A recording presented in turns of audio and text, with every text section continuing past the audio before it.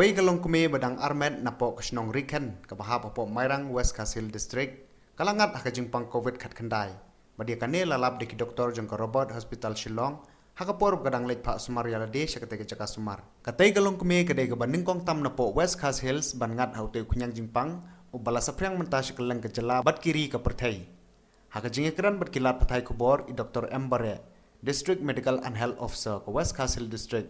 Ilayatu bahadong menta Ompat yo jing tip na katay kalong kume kala yo katay jingpang bat yano kala dab bania kendo nray na kalyang jong katanat ka kwat kakya kadang pawad bania ban labi gitu giblay kendo bat katay kalong kume shushu la yo jing tip ru ba way pulit battalion ubang wan pai na nong ba Delhi la subajur ba ulangat haute kunyang jingpang hadien ba ka test jong u lengba ka true not test kala paw positive hakabay debit kani kabanta na kalyang jong idiman HO ilong ba yamenta nyempat la ban ong la uyo sisyan em ya katay jingpang Nray kidang pates biang i usya Shillong ban pentik na.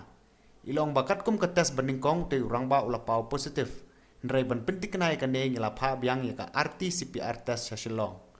Ilaya turu ba te urang ba ula wan nanong ba Delhi nadu ka arpotrik mentaw benay bat usyong quarantine na po kanong pendeng institutional quarantine center hadu menta.